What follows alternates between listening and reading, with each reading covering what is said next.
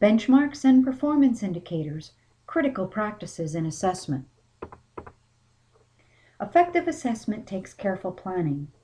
Once a department or a program has carefully crafted its goals, and once the faculty and staff members have agreed upon the goal to assess, the planning of the assessment process begins.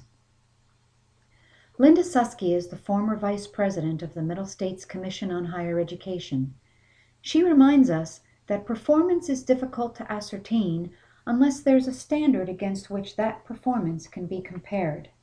Hence, the selection of benchmarks and the setting of performance targets are critical components in planning the assessment process. So what is a benchmark?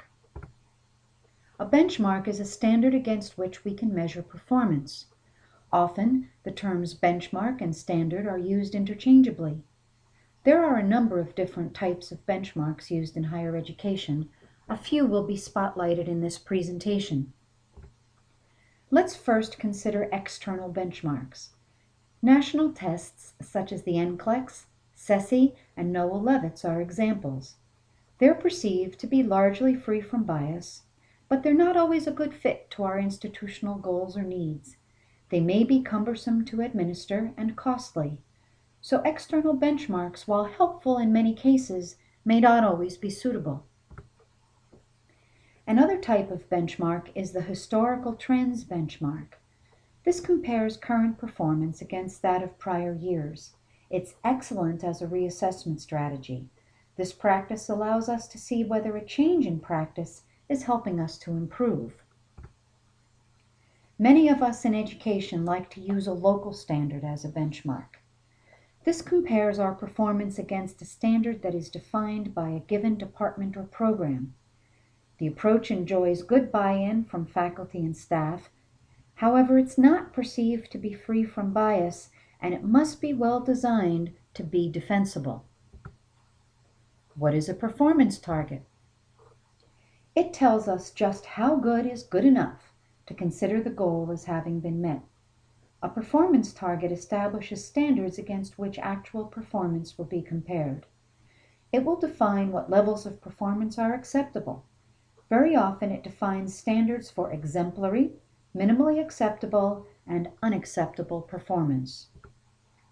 Linda Susky warns us that unless our benchmark is an external standard, deciding what target level is good enough is essentially a subjective decision and therefore difficult. Susky recommends 4 strategies to use in setting performance targets. First, do some research. What are similar departments in similar colleges doing?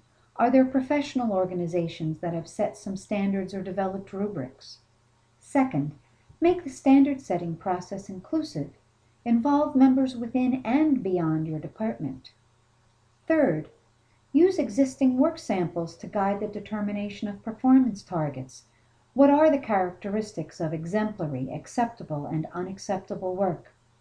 And finally, corroborate your findings with the use of a second benchmarking practice. To make this process easier, develop and use a scorecard or a rubric. The importance of this practice can't be overstated. It is remarkably helpful. Let's imagine that our department had a goal that stated, students will access and use the student portal to receive timely college information and to better connect with advisors and support services. As an initial assessment, let's imagine that we first wish to answer the question, how thoroughly are we marketing and promoting the portal? Are we doing a good job at getting the word out?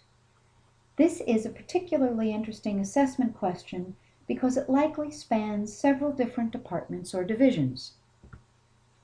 First, let's determine our benchmark. We'll develop a rubric to reflect our local standard.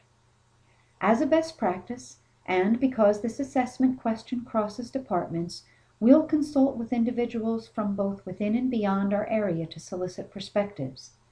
Let's take a look at what that rubric might look like. You can see that the categories or traits running down the left-hand column might represent the consensus of the group regarding the various ways by which the student portal should be publicized. Looking across the top, And moving across the columns, the group has defined what constitutes exemplary, acceptable, and unacceptable performance. Don't worry that you can't read the details in this small image. Suffice it to say that this rubric represents a very carefully developed local standard that can be used as a benchmark for this assessment. Now let's talk about performance targets. The rubric makes this much easier. We can set performance targets depending upon how we wish to prioritize the importance of the various traits or qualities, in this case, the various ways of publicizing and promoting the portal. There are 3 models that we might use. The first would be to set a minimum score that must be met for each trait. In this case, the department has decided to set a minimum standard of 2, which means acceptable, for every trait as their performance target. The second model for setting a performance target is that of determining that an average score across all of the categories or traits would be our standard. With this approach, the group members may feel as though a strength in one area is likely to make up for a shortcoming in another. Hence, an average score may be utilized as a performance target. In this illustration, the department has determined that an average score of 2 or acceptable is their performance target. The third model for setting a performance target is that of determining distinct standards for distinct traits. In such a case, the group members may feel as though certain qualities or traits are mission critical. Groups can then decide that each quality or trait should have its own performance target. The illustration above reflects a case in which the group determined that the website resources were uncompromisingly critical to meeting their goal. Their performance target reflects that determination. By using an inclusive standard setting process and a scorecard or rubric as a tool, both the benchmark and the performance target have been established.